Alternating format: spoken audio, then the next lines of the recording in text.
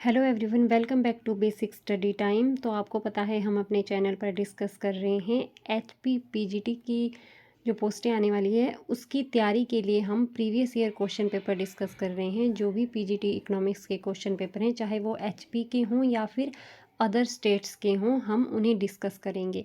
तो हम question paper से टॉपिक के ऊपर जा रहे हैं और फिर टॉपिक को हम एक्सप्लेनेशन के साथ डिस्कस कर रहे हैं। तो देखिए, जो ये एग्ज़ाम कंडक्ट करवाए जा रहे हैं इसमें दो पेपर होंगे। एक फर्स्ट पेपर जो जनरल पेपर होगा और सेकंड पेपर तो आपको पता है जो सब्जेक्ट का होगा, जिसमें सभी क्वेश्चन आपके सब्जेक्ट से रिलेटेड होंगे। जो फर्स्ट पेपर है, अगर आप उसकी तैयारी करना चाहते हैं, उसमें Hindi, English, GK, current affair सब कुछ पूछा जाएगा।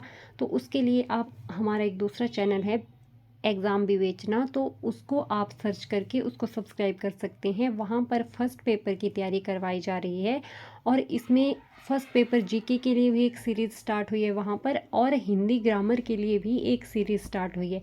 तो हिंदी ग्रामर की जो वीडियोस है उसमें 10-12 लेक्चर हो चुके हैं। वहाँ पर डिटेल में हिंदी ग्रामर डिस्कस किया गया है, तो वहाँ पर जाके आप अपनी फर्स्ट पेपर की तैयारी कर सकते हैं। तो चलिए स्टार्ट करते हैं हम आज का क्वेश्चन। तो इससे रिलेटेड एक पार्ट हम बना चुके हैं जो इससे पिछला पार्ट है, और ये हमारा सेकंड पार्ट है।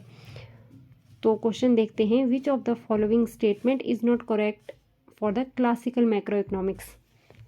देखिए, क्लासिकल इकोनॉमिक्स के बारे में पूछा गया है जिसमें एडम स्मिथ और रिकार्डो वगैरह आते हैं। तो क्लासिकल के बारे में क्लासिकल क्या कहते हैं, ये फुल एम्प्लॉयमेंट की बात करते हैं। इसकी कुछ असम्पशन है जो हम अभी देख लेंगे। फुल एम्प्लॉयमेंट क्या सिचुएशन होती है कि इकोनॉमी में कोई भी अनएम्प्लॉयड नहीं है।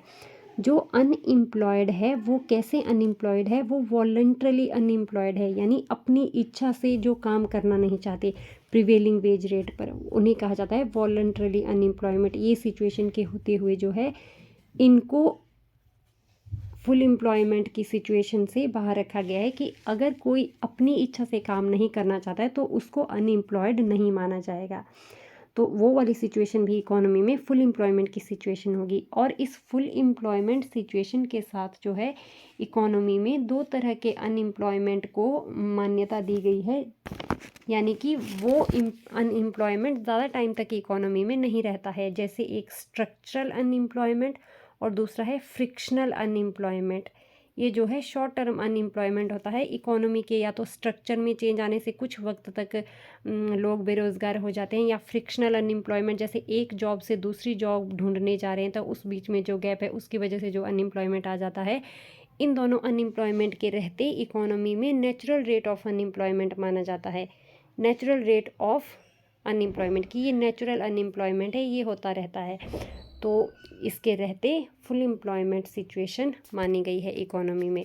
और जो अनएम्प्लॉयड पर्सन है वो वॉलंटरली अनएम्प्लॉयड है, इसलिए उनको अनएम्प्लॉयड नहीं माना जाएगा। तो नेक्स्ट इसके अजम्पशन देखते हैं। फिर ये लेजस फेयर की बात करते हैं। लेजस फेयर में क्या आता है कि स्टेट का कोई भी रोल नहीं है इकोनॉमिक एक्टिविटीज़ को कंट्रोल करने में। स्टेट में जो है मार्केट फोर्सेस अपने आप से डिमांड सप्लाई को कंट्रोल करेगी या चेंज करेगी। इसी तरह से नेक्स्ट देखेंगे, ये मनी को मानते हैं money as a medium of exchange only. Money से हम केवल चीज़ों को खरीद सकते हैं और मनी का कोई काम नहीं है। अगर लोगों के पास मनी सप्लाई मनी बढ़ जाती है तो उससे केवल वे डिमांड बढ़ाएंगे, और डिमांड बढ़ने से क्या होगा, प्राइसेस बढ़ जाएंगे। मनी का क्या इफेक्ट रहता है, ओनली प्राइसेस पर। तो इसी तरह से इनका मानना ये भी रहता है कि मनी का जो है रियल वेरिएबल पर कोई इफेक्ट नहीं रहता। मनी ओनली मॉनेटरी वेरिएबल को इफ़ेक्ट करेगी, रियल वेरिएबल पर मनी का प्रभाव नहीं पड़ेगा। जैसे रियल वेरिएबल जैसे आउटपुट, अनएम्प्लॉयमेंट एक्सेट्रा। तो इसी तरह से नेक्स्ट अजम्पशन मानते हैं saving is equal to investment. इनका मानना है कि सेविंग जो है हमेशा इन्वेस्टमेंट के इक्वल रहती है। सेविंग डिपेंड करती है रेट ऑफ इंटरेस्ट पर और इन्वेस्टमेंट भी डिपेंड करता है रेट ऑफ इंटरेस्ट पर। तो सेविंग जो है रेट ऑफ इंटरेस्ट का पॉजिटिव रिलेशन है इनमें, और इन्वेस्टमेंट और रेट ऑफ इंटरेस्ट का इसमें नेगेटिव रिलेशन है। अगर रेट ऑफ इंटरेस्ट हमारा इंक्रीज़ हो जाता है तो इन्वेस्टमेंट डिक्रीज़ हो जाएगा। अगर रेट ऑफ इंटरेस्ट इंक्रीज़ होगा तो इसके साथ सेविंग भी हमारी इंक्रीज़ हो जाएगी। तो इसी तरह से, और ये परफेक्ट कंपटीशन मानते हैं इकोनॉमी में, कि इकोनॉमी में परफेक्ट कंपटीशन होता है लेबर मार्केट और गुड्स मार्केट दोनों में, और लेबर हमारी होमोजीनियस होती है। और ये क्लोज्ड इकोनॉमी मानते हैं कि इकोनॉमी में जो है बाहरी देश के साथ कोई भी ट्रेड नहीं हो रहा है, इसलिए क्लोज्ड इकोनॉमी है। और फ्लेक्सिबिलिटी इन्होंने किस किस चीज़ में मानी है, वो है प्राइसेस में, वेजेस में और रेट ऑफ इंटरेस्ट में। और देखिए इन तीनों में फ्लेक्सिबिलिटी की वजह से क्या होता है, मार्केट में जो है इक्विलिब्रियम की सिचुएशन आ जाती है। जैसे अगर प्राइसेस की बात करते हैं तो aggregate demand is equal to aggregate supply. अगर एग्रीगेट डिमांड कभी एग्रीगेट सप्लाई से ज़्यादा हो जाती है तो प्राइसेस में चेंज आने से ये इक्विलिब्रियम में आ जाएंगे। तो इसी तरह से वेज रेट को अगर देखेंगे तो वेज रेट का इक्विलिब्रियम कहाँ पर होता है, जहाँ पर labour demand is equal to labour supply होती है। अगर किसी तरह से इसमें डिसइक्विलिब्रियम है तो वेज रेट में चेंज हो जाएगा और ये अपने आप इक्विलिब्रियम में आ जाएंगे। और ये हमारा रहेगा लेबर मार्केट में, और प्राइसेस वाला हमारा रहेगा मनी मार्केट में। और अब देखेंगे हम गुड्स मार्केट। गुड्स मार्केट में क्या है, saving is equal to investment, ये इक्वल होने चाहिए। अगर सेविंग इन्वेस्टमेंट के इक्वल नहीं है तो रेट ऑफ इंटरेस्ट में इस तरह से चेंज आ जाएगा कि सेविंग जो है इन्वेस्टमेंट के इक्वल हो जाएगी या इन्वेस्टमेंट सेविंग के इक्वल हो जाएगा। अब प्राइसेस का हम थोड़ा सा देख लेते हैं। प्राइसेस देखिए, इसमें हमने माना aggregate demand is equal to aggregate supply. जैसे ये है, ये एग्रीगेट सप्लाई है, ये एग्रीगेट डिमांड है। ये हमारा यहाँ पर प्राइस डिसाइड हुआ है, ये एम्प्लॉयमेंट या आउटपुट है यहाँ पर। अब जो ये एग्रीगेट सप्लाई है जो एग्रीगेट सप्लाई है ये किसके ऊपर डिपेंड करता है, ये है volume of output. Aggregate supply अगर हम देखेंगे तो ये वर्टिकल होता है, एग्रीगेट सप्लाई कर्व क्लासिकल के अकॉर्डिंग।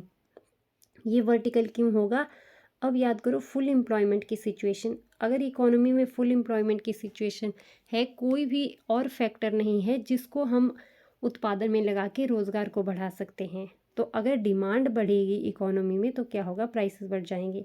यानी कि फुल एम्प्लॉयमेंट पर हमारा आउटपुट क्या रहता है, फिक्स रहता है। चाहे आपकी डिमांड बढ़े या कम हो, हम आउटपुट को नहीं बढ़ा सकते हैं। इसीलिए अगर एग्रीगेट डिमांड की बात की जाती है कि किसके ऊपर डिपेंड करती है, क्वांटिटी ऑफ मनी के ऊपर।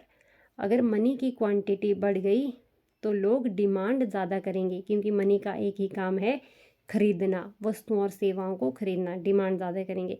अगर डिमांड ज़्यादा करेंगे तो इससे क्या हो जाएगा, सप्लाई तो फिक्स है, उसमें तो चेंज आएगा नहीं, तो हमारे प्राइसेस बढ़ जाएंगे। तो ये सिचुएशन है। और ये क्या मानते हैं कि मनी इल्यूजन की सिचुएशन इकोनॉमी में नहीं होती है। देखिए मनी इल्यूजन क्या होता है, इसमें होता है कि लोगों को जानकारी रहती है कि अगर मनी वेज चेंज हो रही है तो उनका रियल वेज भी चेंज हो रहा है, मगर मनी वेज के साथ साथ अगर उनको प्राइसेस के चेंज होने की भी जानकारी है तो वो मनी इल्यूजन में नहीं होते हैं, मुद्रा भ्रांति में। अगर केन्स ने, देखिए केन्स ने क्या माना है कि वर्कर में जो है मनी इल्यूजन होता है, यानी कि अगर उनकी वेज रेट नॉमिनल वेज, यानी कि मनी वेज, नॉमिनल वेज और मनी वेज सेम होता है। अगर उनकी मनी वेज बढ़ जाती है, पहले मान लो उनको 100 रुपये मंथली मिलते थे, अब उनको 200 रुपये मंथली मिलने लग जाते हैं, तो क्या होता है, उनकी मनी वेज बढ़ जाती है। और रियल वेज हमारा क्या होता है, money wage divided by price.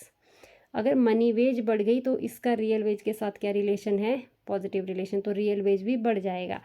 तो श्रमिकों को लगता है केन्स के अकॉर्डिंग कि मनी वेज बढ़ गई तो हमारी रियल वेज भी बढ़ गई। वो प्राइसेस पर ध्यान नहीं देते हैं कि अगर मनी वेज बढ़ गया तो तुम्हारे प्राइसेस भी एक तरफ बढ़ रहे हैं। प्राइसेस बढ़ने के कारण क्या होता है, हमारी रियल वेजेस जो है कम हो जाती है, यानी मनी की जो परचेजिंग पावर है वो कम हो जाती है। इसीलिए श्रमिक इस तरफ ध्यान नहीं देते हैं, इसलिए उनमें क्या होता है, मुद्रा भ्रांति होती है केन्स के अकॉर्डिंग। लेकिन क्लासिकल मानते हैं कि मनी इल्यूजन नहीं पाया जाता है, उनको प्राइसेस का भी पता होता है कि प्राइसेस बढ़ रहे हैं, क्योंकि क्लासिकल प्राइसेस को फ्लेक्सिबल मानते हैं। तो ये था हमारा क्लासिकल का थोड़ा सा एक्सप्लेनेशन। अब हम देख लेते हैं इसके ऑप्शन। क्लासिकल में क्या सही नहीं है? ए है saving and investment depends upon rate of interest, ये बिल्कुल ठीक है। Money does not effect the level of employment, ठीक है। मनी एम्प्लॉयमेंट और आउटपुट पर इफेक्ट नहीं डालता है, ओनली किसके ऊपर डालेगा? प्राइसेस पर। फिर है प्राइसेस आर रिजिडिट, ये गलत बात है, ये क्लासिकल नहीं मानते। उन्होंने क्या माना है? प्राइसेस को फ्लेक्सिबल माना है। तो इसका सही आंसर होगा ऑप्शन नंबर सी। अब नेक्स्ट क्वेश्चन है says law of market flexible real wage rate या फिर saving is a function of rate of interest. तो केन्स किससे सहमत हैं? तो केन्स किससे सहमत हैं? ये देखिए, सबसे पहले हम इसको सेज लॉ ऑफ मार्केट को थोड़ा सा समझ लेते हैं। ये सेज लॉ ऑफ मार्केट जो है ये क्लासिकल में बहुत इम्पॉर्टेंट होता है, क्योंकि सेज लॉ में क्या माना जाता है कि supply creates its own demand, यानी कि कुछ भी ओवर प्रोडक्शन नहीं होता है। अगर इकोनॉमी में ओवर प्रोडक्शन हो भी जाता है तो इकोनॉमी में जो है डिमांड बढ़ने के कारण वो ओवर प्रोडक्शन ख़त्म हो जाता है, एक्सेस सप्लाई नहीं हो सकती। तो क्लासिकल जो है इसके ऊपर विश्वास करते हैं, सेज लॉ ऑफ मार्केट के ऊपर।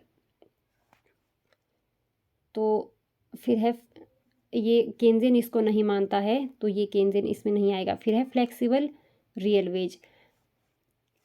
क्लासिकल क्या मानते हैं कि मनी वेज हमारा फ्लेक्सिबल होता है, यानी कि अगर इकोनॉमी में अनएम्प्लॉयमेंट की सिचुएशन होती है तो इस सिचुएशन इकोनॉमी में एम्प्लॉयमेंट जनरेट करने के लिए क्या करना पड़ेगा?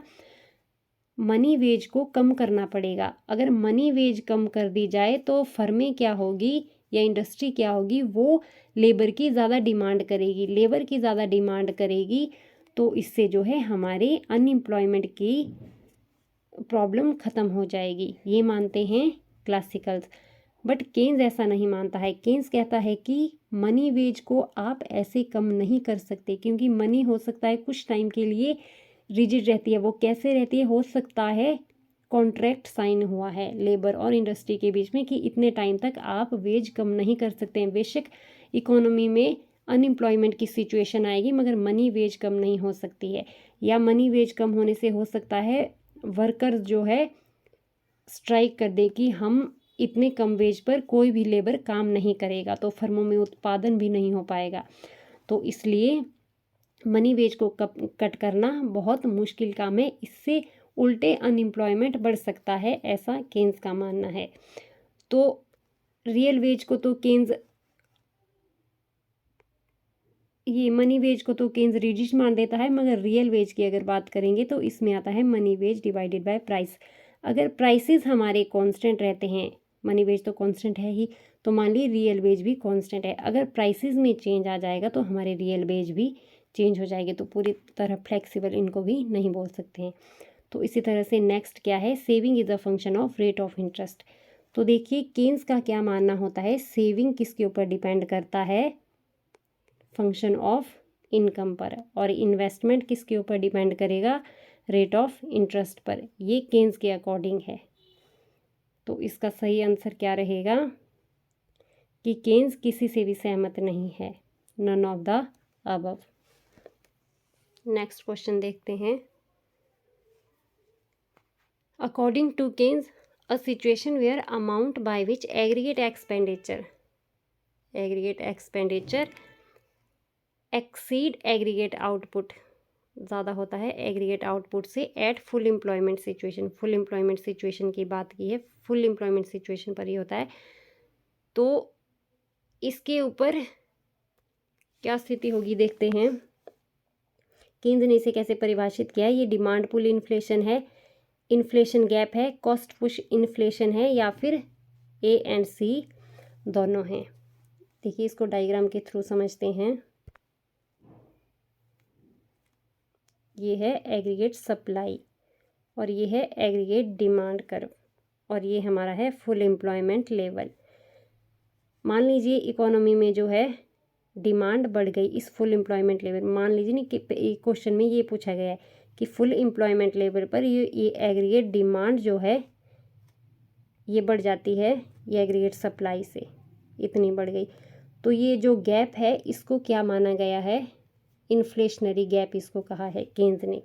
तो इसका सही आंसर क्या होगा, inflationary gap.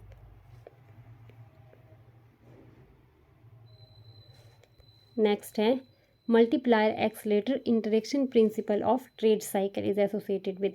Multiplier accelerator model एक सैमुअल्सन ने भी दिया है, मगर ये जो मॉडल है ये इसमें आएगा हिक्स का जो मॉडल है वो सैमुअल्सन मॉडल में सुधार है। हिक्स ने जो बात की है उसमें इनकम में जो है ट्रेंड को बताया है कि किस तरह समय के साथ इनकम जो है नेशनल इनकम ऊपर नीचे होती रहती है, मगर सैमुअल्सन का ऐसा नहीं था। सैमुअल्सन में इनकम में फ्लक्चुएशन को नहीं दिखाया गया है। तो हम इसको देखते हैं। मल्टीप्लायर, ये देखिए मल्टीप्लायर को किससे इंडिकेट किया जाता है, के से। मल्टीप्लायर क्या होता है, इन्वेस्टमेंट के चेंज होने से इनकम में कितना चेंज होता है। और एक्सलेटर को हम वी से दिखाते हैं। एक्सलेटर बताता है कि कंजम्पशन में चेंज होने से इन्वेस्टमेंट में कितना चेंज होगा। तो इसको आगे देखेंगे इन दोनों में इंटरेक्शन कैसे होता है। मान लीजिए इकोनॉमी में इन्वेस्टमेंट में चेंज आया, तो इन्वेस्टमेंट में चेंज आने से क्या हो जाएगा, इनकम में चेंज आ जाएगा। और इनकम में चेंज होने से क्या होगा, लोगों के पास इनकम बढ़ेगी तो वो ज़्यादा डिमांड करेंगे। ज़्यादा डिमांड मीन्स कंजम्पशन ज़्यादा करेंगे। अगर वो कंजम्पशन ज़्यादा करेंगे तो फर्में क्या चाहेगी, वो इन्वेस्टमेंट और ज़्यादा करेगी, क्योंकि उनके प्रोडक्ट की डिमांड बढ़ गई है तो वो इन्वेस्टमेंट बढ़ा देगी। और देखिए ये वाली जो सिचुएशन है ये हमारी है मल्टीप्लायर की सिचुएशन, क्योंकि इन्वेस्टमेंट में चेंज होने से इनकम में चेंज हो रहा है। और ये वाली जो सिचुएशन है जहाँ पर इंडस्ट्री इन्वेस्टमेंट कर रही है, ये कैसे कर रही है, ये कर रही है कंजम्पशन को देख करके, तो हमारी ये है एक्सेलरेटर की सिचुएशन। इसमें इंड्यूस्ड इन्वेस्टमेंट भी हम इसको कह सकते हैं कि कंजम्पशन को देख करके इन्वेस्टमेंट बढ़ा है। इन्वेस्टमेंट दो तरह का, और ये ऑटोनॉमस इन्वेस्टमेंट है जो सरकार करती है। सरकार प्रॉफिट के पर्पज़ से इन्वेस्टमेंट नहीं करती है, और जो इन्वेस्टमेंट प्रॉफिट के पर्पज़ से होता है उसको इंड्यूस्ड इन्वेस्टमेंट कहा जाता है। और प्राइवेट इंडस्ट्री या प्राइवेट फर्में इन्वेस्टमेंट के प्रॉफिट के पर्पज़ से ही इन्वेस्टमेंट करती है। अब इसको एक डायग्राम के थ्रू समझेंगे।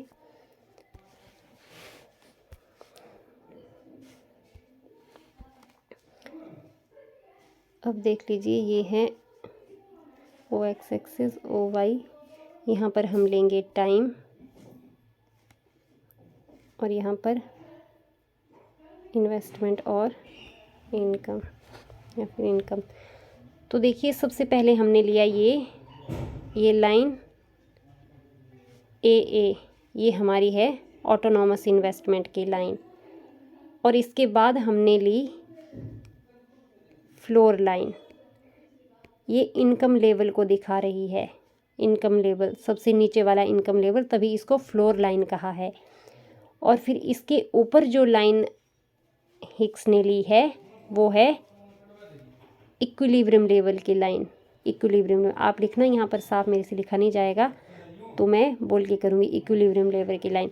तो इसके ऊपर जो लाइन ली है वो लाइन है, ये मान लीजिए CCEE लाइन और ये FF लाइन। तो सबसे ऊपर जो लाइन है वो है फुल एम्प्लॉयमेंट लेवल। यहाँ फुल एम्प्लॉयमेंट लेवल या फिर सीलिंग इसको कहा है, सीलिंग, ये सीलिंग वाली लाइन और ये फ्लोर, और ये क्या है ऑटोनॉमस इन्वेस्टमेंट, और ये वाली लाइन हमारी है इक्विलिब्रियम लेवल।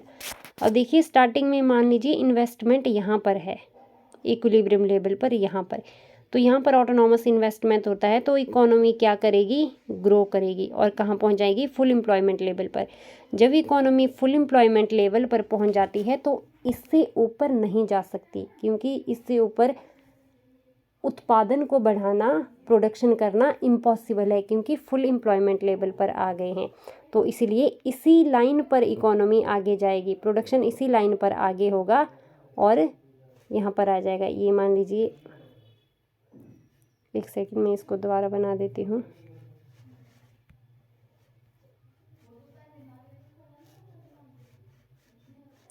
ये पहले यहाँ पर है, फिर ये मान लीजिए P1, ये P2 यहाँ पर आ जाएंगे, इसी लाइन में आगे मूव होगा प्रोडक्शन। तो P1 से P2 पर जब आएंगे तो ये इंड्यूस्ड इन्वेस्टमेंट की वजह से होगा। क्यों? देखिए यहाँ से जब ऊपर गए, ये तो ऑटोनॉमस इन्वेस्टमेंट था। इंड्यूस्ड इन्वेस्टमेंट कैसी? क्योंकि फर्में जो है, प्राइवेट फर्में प्रॉफिट देखती है, उनको लग रहा है प्रॉफिट ज़्यादा है तो वो इन्वेस्टमेंट कर देती है और इस उनके इन्वेस्टमेंट से क्या हो जाता है, प्रोडक्शन इसी लेवल पर सीलिंग वाली लाइन पर आगे हो जाता है। मगर जब प्रोडक्शन बहुत ज़्यादा हो जाता है, इकोनॉमी में ओवर प्रोडक्शन हो गया, मान लो एग्रीगेट डिमांड प्रोडक्शन से कम हो गई, तो क्या होगा, ये कम होने लगेगा। प्रोडक्शन कम तो इनकम हमारी नीचे आने लगेगी, इनकम नीचे आने लगेगी तो हमारा इंड्यूस्ड इन्वेस्टमेंट ख़त्म होने लगेगा। इंड्यूस्ड इन्वेस्टमेंट ख़त्म होगा, फिर हम फिर से कहाँ पहुँच जाएंगे, इस लाइन पर। ये कौन सी लाइन थी हमारी? ये हमारी फ्लोर लाइन है। तो फ्लोर लाइन पर हम जब पहुंच जाएंगे तो यहाँ पर जो है इन्वेस्टमेंट होगा वो ओनली ऑटोनॉमस इन्वेस्टमेंट काम करेगा। फिर इस फ्लोर लाइन पर हम एक पॉइंट से दूसरे पॉइंट पर आ जाएंगे। जब ऑटोनॉमस इन्वेस्टमेंट होगा, जब फिर इकोनॉमी आगे बढ़ती जाएगी तो उसके बाद फिर से इंड्यूस्ड इन्वेस्टमेंट प्रॉफिट को देखकर प्राइवेट फर्में इन्वेस्टमेंट करेगी और इंड्यूस्ड इन्वेस्टमेंट आएगा और आगे प्रोडक्शन होगा। तो इसी तरह से इंड्यूस्ड इन्वेस्टमेंट, इसी तरह से जो है इनकम में या आउटपुट में फ्लक्चुएशन होता रहेगा। इसी तरह ऊपर नीचे इस तरह से फ्लक्चुएशन होता रहेगा। तो ये फ्लक्चुएशन में जो है मल्टीप्लायर और एक्सेलरेटर के कारण जो है ये इनकम में इन्वेस्टमेंट की तुलना में ज़्यादा वृद्धि होगी। तो इसी तरह से ये था हिक्स का ट्रेड साइकिल का मॉडल, जो हमने थोड़ा थोड़ा डिस्कस कर लिया है। तो इसका आंसर रहेगा सी। नेक्स्ट है says law of market assumes. देखिए, अगर आपको सेज लॉ की अजम्पशन नहीं आती है तो सेज लॉ को जो एक्सेप्ट करते हैं, इस पर विश्वास करते हैं पूरी तरह से, वो है क्लासिकल्स। और हमें क्लासिकल की अजम्पशन आती है तो क्लासिकल की सारी अजम्पशन माने सेज लॉ की अजम्पशन। ये है, इसमें फर्स्ट लेजर फेयर क्लासिकल ये भी मानते हैं, फुल एम्प्लॉयमेंट क्लासिकल ये भी मानते हैं। नेक्स्ट है परफेक्ट कंपटीशन, ये भी मानते हैं, यानी कि तीनों ठीक है, तीनों। तो ऑल ऑफ द अबव इसका आंसर होगा। अब नेक्स्ट देखिए,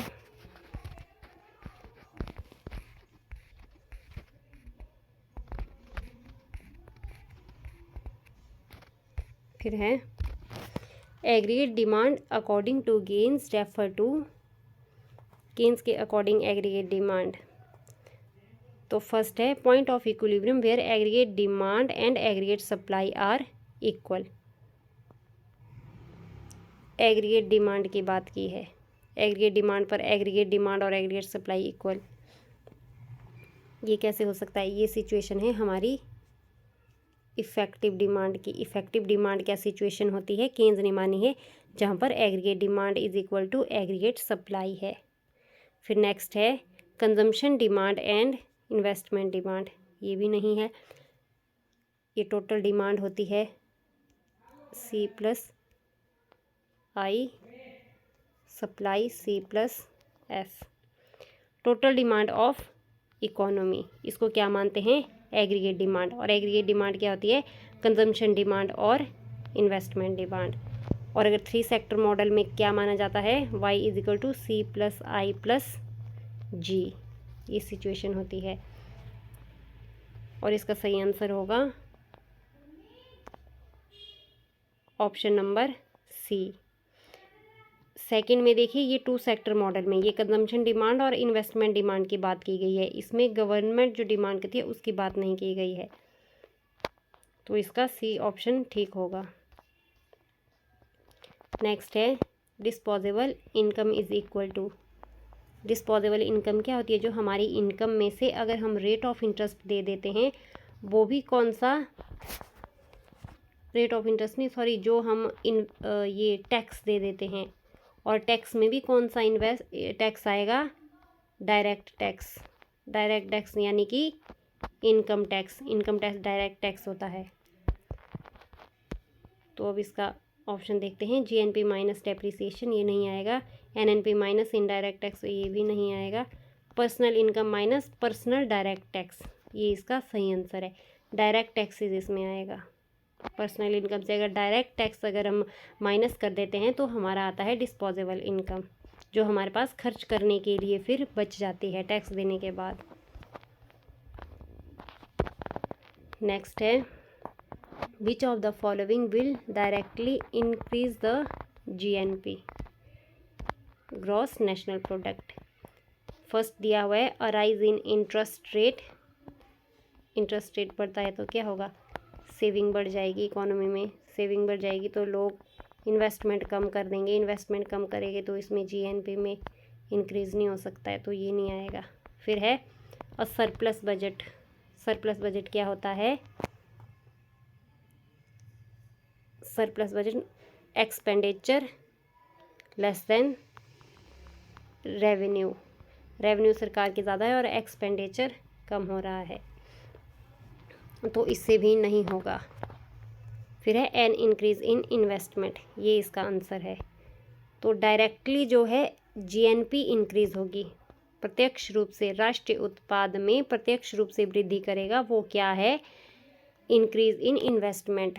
अगर हमारा इन्वेस्टमेंट इंक्रीज़ होगा तो उससे क्या होगा, लोगों की इनकम बढ़ेगी, एम्प्लॉयमेंट बढ़ेगा, इनकम बढ़ेगी और इस तरह से इकोनॉमी ग्रो करेगी। नेक्स्ट देखते हैं, सही सुमेलित नहीं है, तो इरविंग फिशर टाइम प्रेफरेंस, ये ठीक है। नेक्स्ट है जेम्स टोबिन पोर्टफोलियो बैलेंस, ये भी ठीक है। फिर है J M Keynes proportional consumption function, J M Keynes ने प्रोपोर्शनल कंजम्पशन फंक्शन नहीं दिया है। जे एम केन्स का जो प्रोडक्शन फंक्शन है वो है एब्सोल्यूट कंजम्पशन फंक्शन, तो ये इसका सही आंसर है। अब इसका थोड़ा जे एम क्लार्क का एक्सेलरेशन, ये ठीक है। अब इसका थोड़ा सा एक्सप्लेनेशन देख लेते हैं। ये जो इरविंग फिशर का टाइम प्रेफरेंस है, ये क्लासिकल थ्योरी है इंटरेस्ट रेट से रिलेटेड, इंटरेस्ट रेट की थ्योरी। इंटरेस्ट क्यों दिया जाता है, ब्याज क्यों दिया जाता है, इंटरेस्ट की थ्योरी, ब्याज देने के पीछे एक रीज़न होता है। क्या रीज़न होता है, जैसे ये इरविंग फिशर ने बताया है, ब्याज इसलिए दिया जाता है क्योंकि जो लोग होते हैं वो अभी कंजम्पशन करना चाहते हैं, अभी यानी प्रेजेंट में कंजम्पशन करना चाहते हैं, फ्यूचर में कंजम्पशन नहीं करना चाहते हैं। तो अभी के टाइम, अभी के कंजम्पशन को, प्रेजेंट की कंजम्पशन को वो ज़्यादा प्रेफरेंस देते हैं फ्यूचर के कंजम्पशन के मुकाबले। तो जब उनको ब्याज दिया जाएगा तो वो क्या करेंगे, फ्यूचर में जो है अपने कंजम्पशन को फ्यूचर के लिए स्थगित कर देंगे, अभी प्रेजेंट में वो कंजम्पशन नहीं करेंगे। तो ये लालच देने के लिए कि वो फ्यूचर में कंजम्पशन करे, अभी कंजम्पशन छोड़ दे, यानी अभी अपना पैसा उधार दें, तो इसके लिए उनको ब्याज दिया जाता है। और जितने ज़्यादा उनका मन होगा कि हमने अभी कंजम्पशन करना है, उतना ज़्यादा उनको इंटरेस्ट पे करना पड़ेगा। अगर उनका मन है कि नहीं अभी फ्यूचर में भी कर सकते हैं, कोई बात नहीं, अभी नहीं किया तो उतने कम इंटरेस्ट में वो पैसा उधार दे देंगे। मतलब जितना ज़्यादा प्रेफरेंस अभी के लिए, उतना ज़्यादा इंटरेस्ट पे करना पड़ेगा। तो ये है टाइम प्रेफरेंस ये थ्योरी। और ये जो टाइम प्रेफरेंस थ्योरी है, ये इंटरेस्ट रेट से रिलेटेड मैं आपको, इंटरेस्ट से रिलेटेड मैं आपको थ्योरियाँ बता देती हूँ, जो इम्पोर्टेंट थ्योरियाँ हैं क्लासिकल की ही। एक है अब्सटिनेंस थ्योरी, अब्सटिनेंस और वेटिंग थ्योरी भी इसको कहा गया है, यानी कि उपभोग का स्थगन, ये दी है सीनियर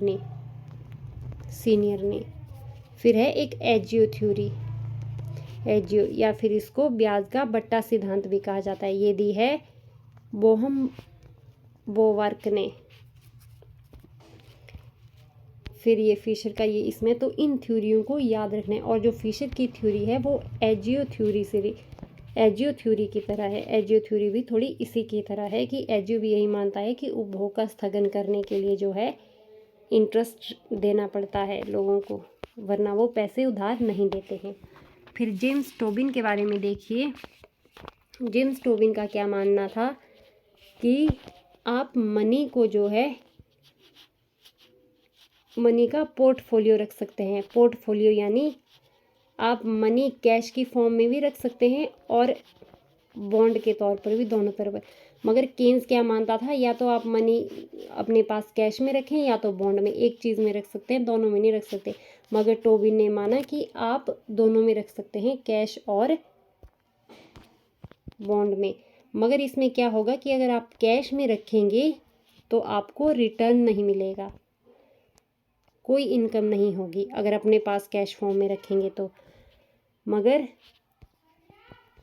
अगर आप बॉन्ड में रखेंगे तो आपको रिस्क उठाना पड़ेगा और यहाँ से आपको इनकम भी मिलेगी। अब केन्स का देख लेते हैं थोड़ा सा। जो केन्स का प्रोडक्शन ये कंजम्पशन फंक्शन है वो एब्सोल्यूट इनकम थ्योरी है। Absolute income theory of consumption. Keynes ने क्या माना है कंजम्पशन को, देखिए। कंजम्पशन डिपेंड करता है किसके ऊपर, ये इंटरसेप्ट है प्लस बी वाई। कंजम्पशन किसके ऊपर डिपेंड करेगा, ये हमारा है एमपीसी और ये है इनकम। कंजम्पशन इनकम और मार्जिनल प्रोपेंसिटी टू कंज्यूम पर डिपेंड करता है।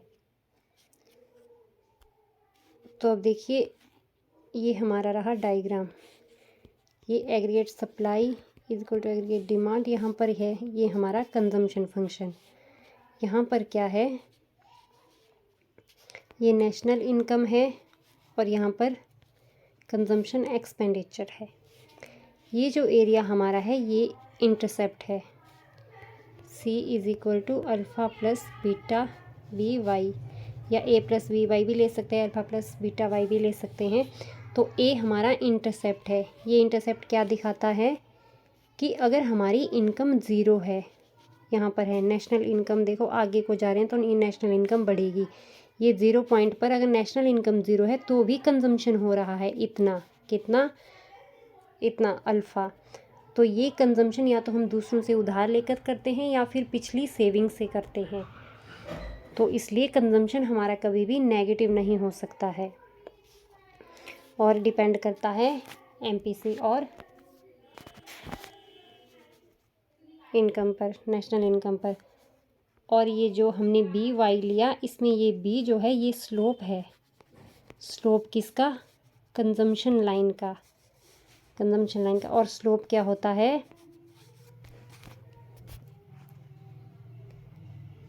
ये होगा हमारा delta C upon delta Y.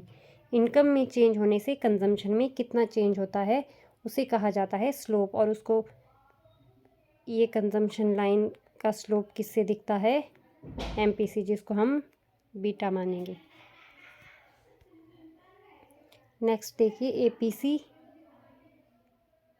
APC क्या है, average propensity to consume, C upon Y, कि टोटल इनकम से हम कंजम्पशन पर कितना खर्च कर रहे हैं। इसी तरह से इसमें केन्स के अगर डायग्राम में हम देखेंगे तो इसमें average propensity to consume greater than marginal propensity to consume होगा। क्योंकि इसमें क्या होगा, जैसे जैसे हमारी इनकम बढ़ रही है कंजम्पशन भी बढ़ रहा है, बट कंजम्पशन उतना नहीं बढ़ रहा है जितना इनकम बढ़ रही है। अगर कंजम्पशन भी इनकम के साथ बढ़ता तो वो आता proportionally change in consumption with change in income. तो कंजम्पशन इनकम बढ़ने के साथ साथ हम सेविंग भी करने लगते हैं। जब हम हमारी सेविंग भी करते हैं तो हमारा कंजम्पशन जो है उतना नहीं बढ़ता जितनी इनकम बढ़ती है, क्योंकि इनकम बढ़ने के साथ हम सेविंग करते हैं। इसीलिए हमारा एपीसी ग्रेटर देन MPC होता है। मार्जिनल प्रोपेंसिटी टू कंज्यूम कम होती है, क्योंकि मार्जिनल प्रोपेंसिटी टू कंज्यूम का मतलब क्या है कि जैसे जैसे इनकम में चेंज हो रहा है हमारा कंजम्पशन कम होता जा रहा है, इनकम से हमारे कंजम्पशन का हिस्सा जो है कम हो रहा है। और इसीलिए केन्स शॉर्ट रन की बात करता है, तो शॉर्ट रन में क्या होता है, price level, rate of interest और स्टॉक ऑफ वेल्थ ये हमारे कांस्टेंट रहते हैं।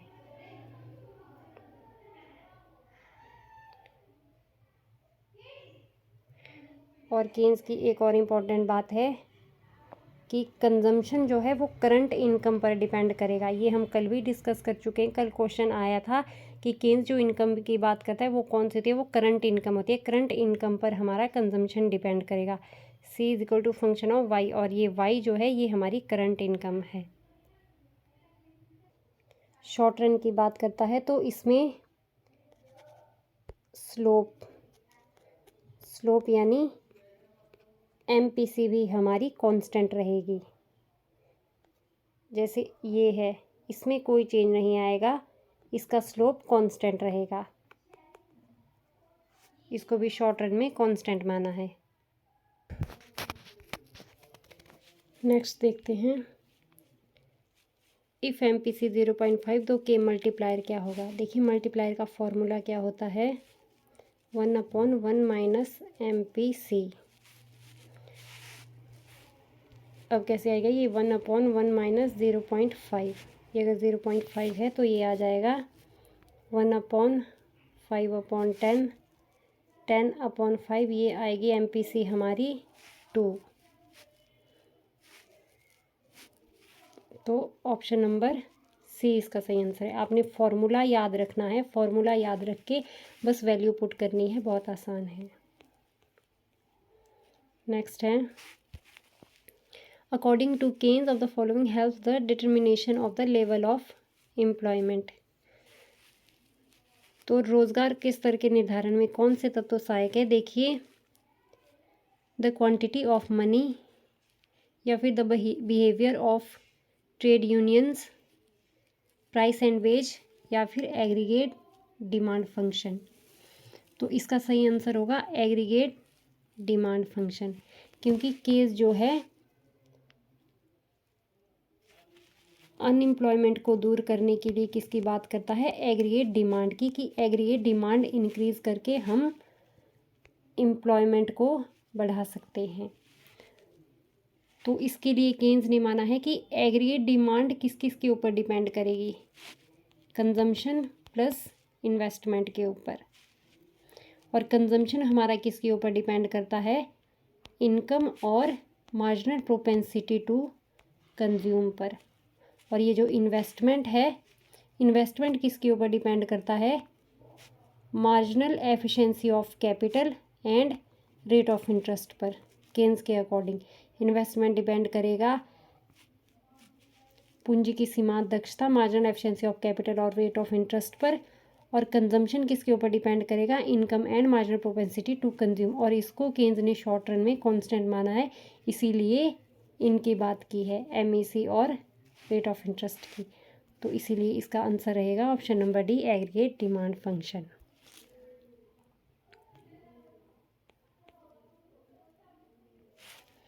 नेक्स्ट है, Phillips curve describe the relation between which of the following. अब देखिए हम फिलिप्स कर्व ड्रॉ करके देखते हैं। ये हमारा होता है फिलिप्स कर्व। यहाँ पर हम लेते हैं अनएम्प्लॉयमेंट और यहाँ पर हम लेते हैं इन्फ्लेशन। तो ये फिलिप्स कर्व किस में रिलेशन बता रहा है, अनएम्प्लॉयमेंट और इन्फ्लेशन में। अगर हमने अनएम्प्लॉयमेंट को कम करना है तो क्या करना पड़ेगा, इकोनॉमी में इन्फ्लेशन को बढ़ाना पड़ेगा। या फिर इन्फ्लेशन को कम करना है तो उसके लिए हमें क्या कॉस्ट चुकानी पड़ेगी, अनएम्प्लॉयमेंट हमारा बढ़ेगा। इसलिए ये दिखाता है inverse relation between unemployment and inflation. ये ऑप्शन C इसका सही आंसर रहेगा।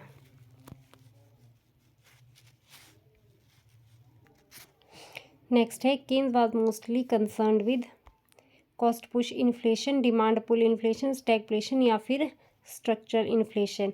तो हमने पीछे अभी जो क्वेश्चन डिस्कस किया है कि उसमें हमने इन्फ्लेशनरी गैप को देखा। तो इन्फ्लेशनरी गैप उसमें भी था कि प्राइसेस इंक्रीज़ होने के कारण एग्रीगेट डिमांड इंक्रीज़ होती है, और एग्रीगेट डिमांड का हमने पढ़ा कि फुल एम्प्लॉयमेंट लेवल पर एग्रीगेट डिमांड एक्सीड करती है एग्रीगेट सप्लाई से। तो इसमें आंसर आएगा demand pull inflation.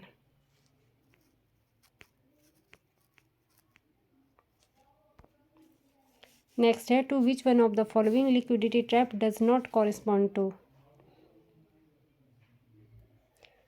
Does not नहीं है सॉरी, डज कॉरिस्पॉन्ड टू, तरलता जाल किससे संबंधित है? Production function, consumption function, money demand function या फिर लेबर डिमांड फंक्शन।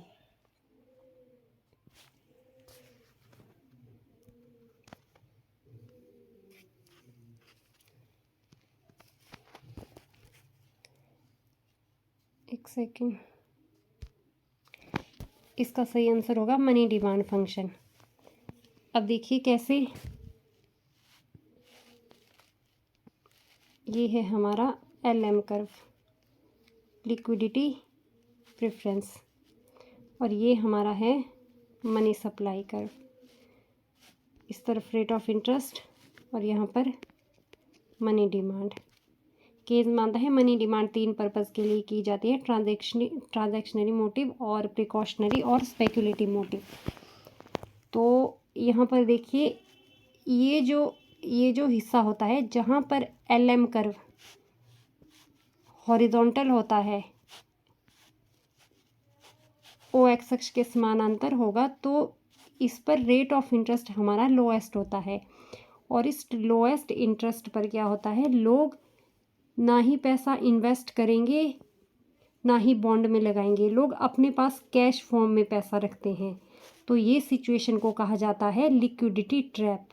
और ये मनी की डिमांड क्यों करते हैं लोग? अपने पास पैसा रखने के लिए।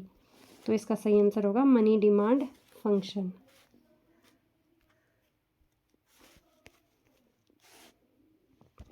नेक्स्ट है 1 minus C upon Y denotes to. ये सी अपॉन वाई हमने अभी पीछे देखा, सी अपॉन वाई क्या होता है? APC, average propensity to consume. यहाँ पर साथ में 1 दिया हुआ है, 1 माइनस APC, तो ये क्या होगा? 1 माइनस APC बराबर है MPS। तो ऑप्शन पढ़ते हैं। अब देखिए थोड़ा सा मैं ये करवा दूँ आपको, APC plus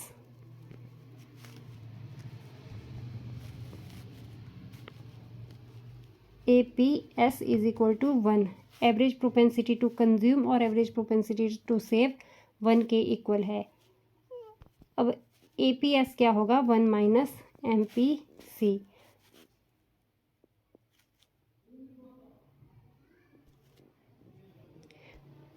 average propensity to consume average, तो ये है average propensity to save. 1 minus APC is equal to APS। Next question है आय की विषमताओं को मापने वाला curve, measuring disparities of income, Laffer curve, Lorenz curve, Phillips curve या फिर किंक्ड कर्व। तो इसका होगा लॉरेंस कर्व। अब हम लॉरेंस कर्व को देख लेते हैं कैसा होता है।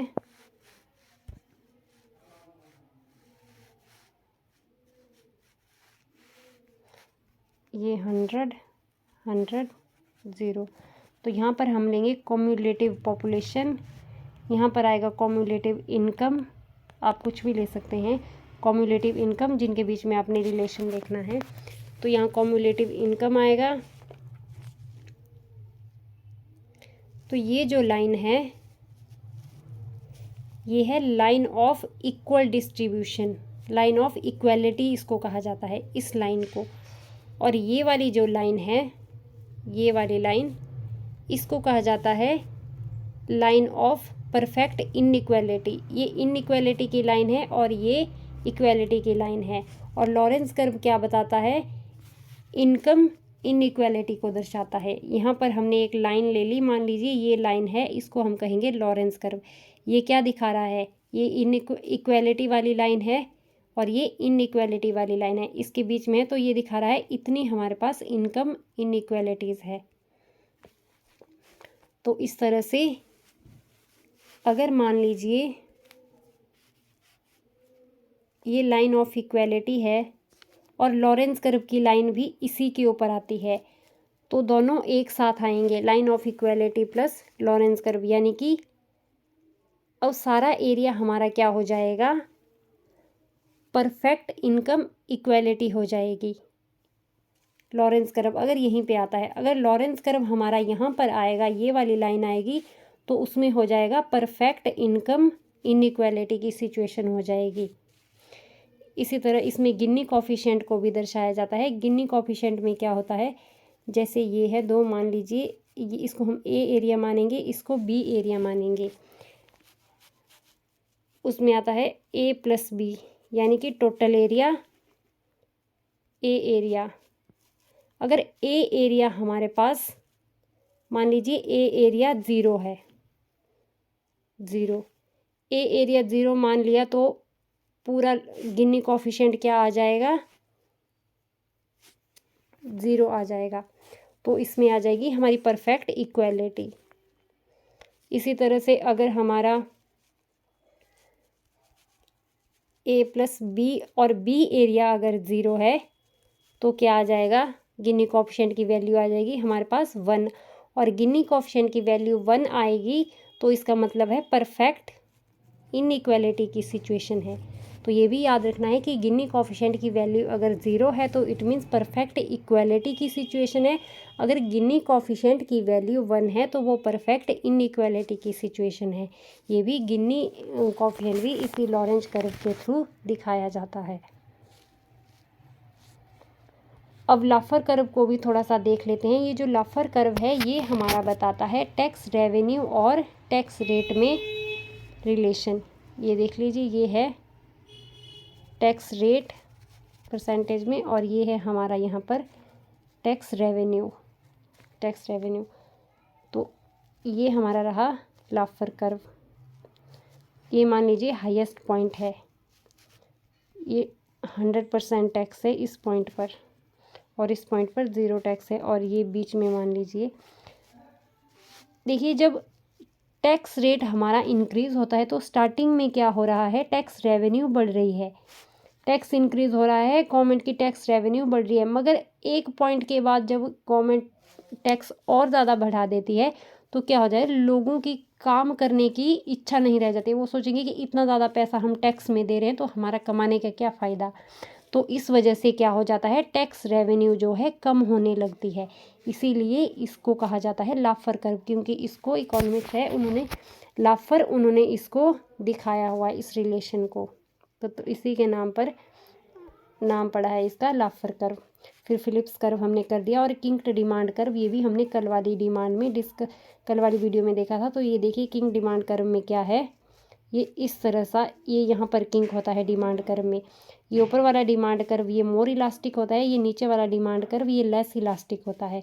और यहाँ पर किंग क्या दिखाता है, प्राइस और क्वांटिटी में रिजिडिटी को। और ये किसने दिया है, स्विजी ने।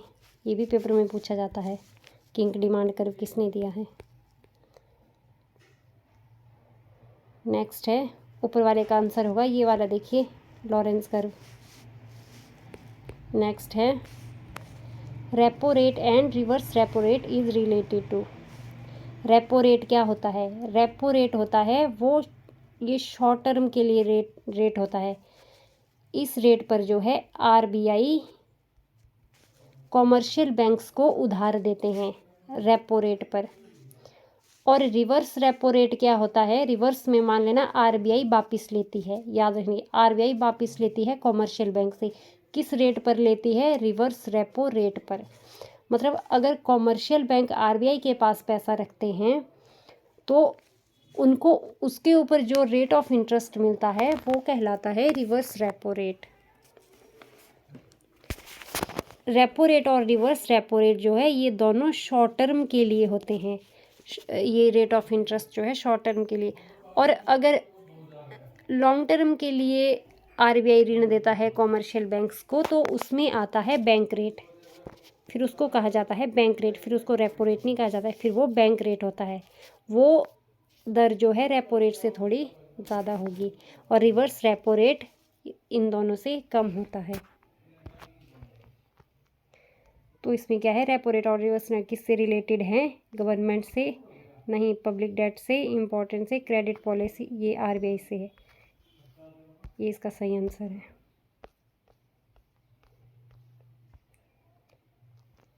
नेक्स्ट है present Indian monetary system is based on. अब देखिए, वर्तमान भारतीय मौद्रिक प्रणाली किसके ऊपर आधारित है? Gold reserve system, proportional reserve system, convertible currency system या फिर मिनिमम रिजर्व सिस्टम। तो इसका आंसर रहेगा option number D, minimum reserve system. अब हम थोड़ा सा इसके बारे में पढ़ लेते हैं। देखिए स्टार्टिंग में क्या होता था, बहुत पहले, ये इसकी हिस्ट्री में चले जाते हैं बहुत पीछे। कॉमोडिटी के बदले कॉमोडिटी दी जाती थी। अगर आपने किसी से कुछ लेना है, कोई वस्तु लेनी है, तो आप भी उसके बदले में कुछ वस्तु देंगे। फिर उसके बाद क्या हुआ, धीरे धीरे जब चेंज आया तो फिर मेटलिक मनी का यूज़ होने लगा। मेटल मतलब कि धातु, जैसे सोना चांदी। आप अगर किसी से वस्तु लेंगे तो आपको उसके बदले में उसको धातु देनी पड़ेगी, सोना चांदी, क्योंकि कॉमोडिटी के बदले कॉमोडिटी को रखना थोड़ा मुश्किल हो गया। मान लीजिए आपने किसी को गेहूँ दिए, उसने आपको कुछ ऐसी चीज़, कोई भेड़ बकरी दे दी, मान लो कुछ दे दिया, तो आप उसको स्टोर करके नहीं रख सकते। वो बहुत टाइम तक गेहूं को, मान लीजिए बहुत सारे गेहूं ले लिए तो आपने स्टोर करिए, आप सोचेंगे मैं अगली साल इससे कुछ और ले लूँगा, तो आप स्टोर करके नहीं रख सकते गेहूं को। अगर मान लीजिए आप कहीं दूर दूसरी जगह गए हैं, काफ़ी दूर चले गए हैं, तो वहाँ से आपको कुछ भेड़ बकरी गाय कुछ भी एक्सचेंज कर ली जाए आपकी गुड के साथ, तो आपको वो लाने और ले जाने में दुविधा हो जाएगी। तो इसीलिए जो है मेटेलिक मनी आई, यानी कि धात्विक मुद्रा। धातु, सोना चांदी को जिसको रखने में, लाने में, ले जाने में आसानी होती थी, इसलिए धातु में ये एक्सचेंज सिस्टम कन्वर्ट हो गया कि आप मेटल दो और चीज़ें ले लो। तो सोने और चांदी के कॉइन भी फिर आए, सिक्के। तो इस तरह से धीरे धीरे क्या आया, फिर ये जो फिर आया मॉडर्न मॉनेटरी सिस्टम। इस मॉडर्न मॉनेटरी सिस्टम में सबसे पहले क्या आया, फुल रिजर्व सिस्टम। ये याद रखना है, जो मैं अब टर्म यूज़ करूँगी इनको याद रखना। Full reserve system, full reserve system में क्या होता है, आपको कोई भी सेंट्रल बैंक है, सेंट्रल अथॉरिटी है, उसको अपने पास फुल रिजर्व में रखना पड़ेगा। क्या? गोल्ड। किसके रिजर्व में? जो आप पेपर मनी जो आपके पास है, जो आप पेपर इशू करवा रहे हैं, उतना ही आपके पास गोल्ड होना चाहिए, ताकि आप उससे वो गोल्ड भी खरीद सके। इसलिए जो ये पेपर मनी पब्लिश हुई, मेटल के बाद पेपर मनी आई, तो ये पेपर मनी, इसको कहा जाता था कन्वर्टिबल पेपर मनी। कन्वर्टिबल इसलिए कहा जाता था क्योंकि इस पेपर मनी को जो है कन्वर्ट किया जा सकता था सोने और चांदी की मुद्राओं में, जो सेंट्रल अथॉरिटी ने अपने पास रखी होती थी। और जितने सोने चांदी की मुद्राएं आपके पास रिजर्व में है, यानी कि इशूइंग अथॉरिटी के पास जो ये नोट इशू करवा रही है, उसके पास जितना सोना चांदी है उतने ही वो नोट इशू करवा सकती है। तो इसीलिए इस पेपर मनी को जो है रिप्रेजेंटेटिव पेपर मनी भी कहा जाता था। ये उस सोने और चांदी के वैल्यू को रिप्रेजेंट करती थी कि इतनी बैंक के आरबीआई के पास, सेंट्रल अथॉरिटी के पास धातु मुद्रा है जितनी पेपर करेंसी है, इसलिए रिप्रेजेंट। इसको 3 तरह के नाम दिए गए हैं। देखो, एक तो फुल रिजर्व सिस्टम, जितना सोना चांदी है उतना आपके पास पेपर आप इशू करवा सकते हैं, उससे ज़्यादा नहीं। एक तो रिप्रेजेंटेटिव पेपर, क्या रिप्रेजेंट करते थे? पेपर मनी, ओनली उस सोने चांदी की वैल्यू को। फिर कन्वर्टिबल पेपर मनी, इस पेपर मनी को जो है आप कभी भी कन्वर्ट कर सकते थे, उस सेंट्रल अथॉरिटी के पास जो नोट इशू करवाती है उसके पास जाके कन्वर्ट कर सकते थे सोने और चांदी में। तो इस तरह से पहले तो ये, फिर धीरे धीरे क्या हो गया, धीरे धीरे इकोनॉमी में ऐसा हो गया कि, और इसको फुल बैकिंग ऑफ गोल्ड भी कहा जाता था, जो कि धीरे धीरे रिक्वायरमेंट इसको कम समझा जाने लगा। फिर आ गया प्रोपोर्शनल रिजर्व सिस्टम, इसको भी याद रखना है, proportional reserve system, proportional reserve system. पहले तो जितना सोना है उतने नोट, अब क्या हो गया, मान लीजिए आपके पास इतना सोना है तो आप इसका 30 to 50%, 30 to 50% आप इसमें रिजर्व में आपके पास होना चाहिए।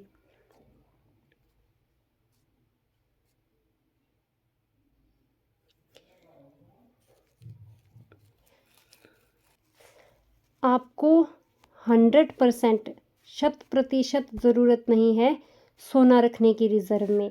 अगर आपकी जितनी आपके पास पेपर करेंसी आप पब्लिश कर रहे हैं उसका 30 to 50% भी होता है तो वो काफ़ी है। तो इसको कहा गया प्रोपोर्शनल रिज़र्व सिस्टम। और ये इंडिया ने कब अडॉप्ट किया था, 1927 में। और ये कब तक चला, 1956-57 तक ये चला। और उसके बाद इंडिया ने इस सिस्टम को भी छोड़ दिया। और उसके बाद इंडिया ने जो सिस्टम अपनाया वो है हमारा आजकल का ये रिज़र्व सिस्टम जो है मिनिमम रिज़र्व सिस्टम। तो इसको कब अपनाया था, 1956-57 में। तो इसके पहले हम थोड़ा सा देखते हैं। फिर अब जो है इसमें इन कन्वर्टिबल पेपर मनी होती है जो मिनिमम रिज़र्व सिस्टम में। इन कन्वर्टिबल पेपर मनी क्या होता है कि आपको सेंट्रल अथॉरिटी जो नोट इशू करवा रही है वो बाध्य नहीं है कि आप उसको पेपर मनी दो और वो सोने चांदी में कन्वर्ट करके आपको दे देगी, वो इसके लिए रिस्पॉन्सिबल नहीं होगी। तो इसलिए इसको इनवर्टिकल पेपर मनी कहा गया है, इन कन्वर्टिबल पेपर मनी।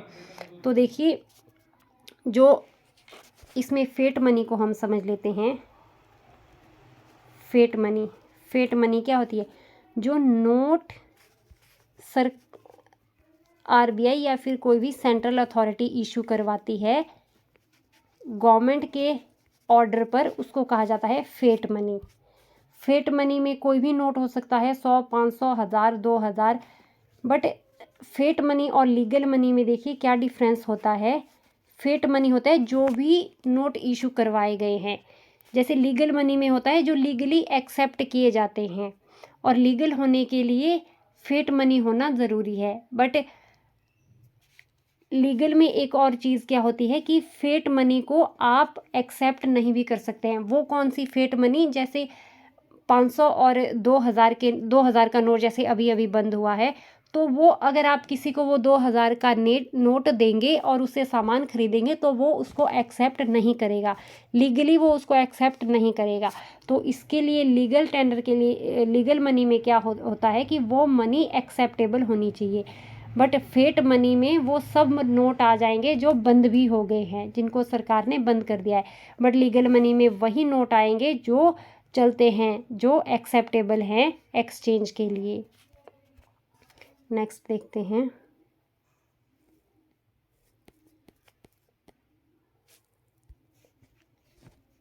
किस अर्थशास्त्री ने अर्थशास्त्र में मुद्रा रूपी माप का, ये देखते हैं, मेजरिंग रोड ऑफ मनी।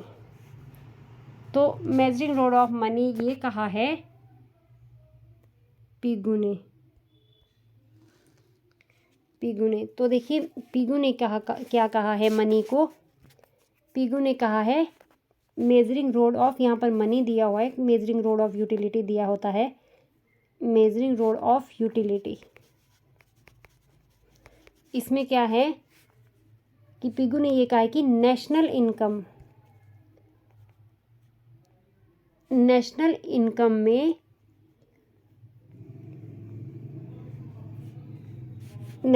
में उन्हीं गुड्स को इंक्लूड करें जो मुद्रा के फॉर्म में मापी जा सकती है। जिनको मनी के फॉर्म में नहीं माप सकते हैं, जैसे एक घर में काम करने वाली औरत होती है या अपने बगीचे में खुद हम काम कर रहे हैं माली के तौर पर, या घर में काम करने वाली औरतें होती है जिनको वेज नहीं मिलती है, मुद्रा के रूप में मेज़र नहीं कर सकते हैं, तो उनको हम नेशनल इनकम में नहीं रख सकते हैं। इसीलिए ये किसने दिया है कि AC पिगू ने। नेक्स्ट क्वेश्चन देखते हैं।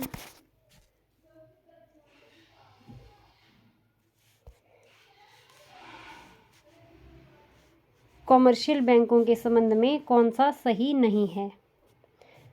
फर्स्ट है fixed deposit are accepted for a certain period of time. ठीक है, फिक्स्ड डिपॉजिट कुछ पीरियड के लिए होता है, 2 साल, 5 साल, 10 साल। नेक्स्ट है demand deposit are repayable by banks as demand. मांग जमा बैंकों द्वारा मांगने पर देय होती है। ठीक है, जो हमारी डिमांड डिपॉजिट है हम कभी भी बैंक से ले सकते हैं। फिर नेक्स्ट है deposit in current account. Current account और डिमांड डिपॉजिट में कोई अंतर नहीं है, करंट अकाउंट भी यही होता है, डिमांड डिपॉजिट या करंट अकाउंट सेम है।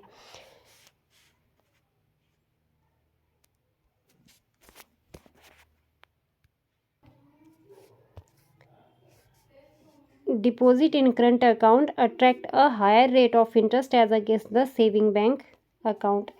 ये इसका गलत है, ये नहीं आएगा। देखिए, जो डिमांड डिपॉजिट हमारा होता है, जो करंट अकाउंट होता है, उसमें हमें कोई रेट ऑफ इंटरेस्ट नहीं मिलता है, तो ये गलत है। नेक्स्ट देख लेते हैं, saving bank deposit attract certain restriction. ये सही है। जब सेविंग डिपॉजिट हम बैंक में रखते हैं तो उसमें कुछ रिस्ट्रिक्शन होती है कि कुछ समय तक आप पैसा नहीं निकाल पाएंगे, उस पर कितना रेट ऑफ इंटरेस्ट मिलेगा, ये तो ऑप्शन नंबर सी इसका सही आंसर है। नेक्स्ट है, देश का केंद्रीय रिजर्व बैंक ऑफ इंडिया का कौन सा कार्य नहीं है? तो आरबीआई के कार्यों के बारे में इसमें पूछा गया है। तो आरबीआई के फंक्शन में देखिए, सबसे पहले हम ये डिस्कस कर लेते हैं इसके सभी फंक्शन। इसका पहला फंक्शन है नोट इशू करना। सेकंड फंक्शन है बैंकर्स ऑफ स्टेट, ये स्टेट का बैंकर है। थर्ड है बैंकर्स बैंक, ये सभी बैंकों का भी बैंक होता है। फिर है क्रेडिट कंट्रोल, ये क्रेडिट को भी कंट्रोल करता है। फिर है lender of the last resort, lender of the last resort यानी कि ये अंतिम ऋणदाता होता है। फिर है मैनेजेस एक्सचेंज रेट्स, आप ये सब नोट कर लें, मैनेजेस एक्सचेंज रेट, ये एक्सचेंज रेट को भी मैनेज करता है। ये आरबीआई के फंक्शन है। अब देखते हैं option, it acts as bankers bank, या बैंकों के बैंक का कार्य करता है, क्योंकि ये जितने भी अदर बैंक हैं, कमर्शियल बैंक, अदर बैंक, सबका बैंक होता है। It is monopoly over note issue, सही है, ये सिर्फ नोट इशू कर सकता है और बैंक नोट इशू नहीं कर सकते। It act as controller of credit, ये भी सही है, ये क्रेडिट को कंट्रोल करता है। It can be accept bulk deposit from groups of people, लोगों के समूह से मोटी जमा स्वीकार कर सकता है, ये गलत है, ये सेंट्रल बैंक का कार्य नहीं है। तो ये था हमारा आज का क्वेश्चन पेपर। अगर आपको वीडियो अच्छा लगा है तो वीडियो को लाइक करें, शेयर करें और चैनल को सब्सक्राइब कर दें। धन्यवाद।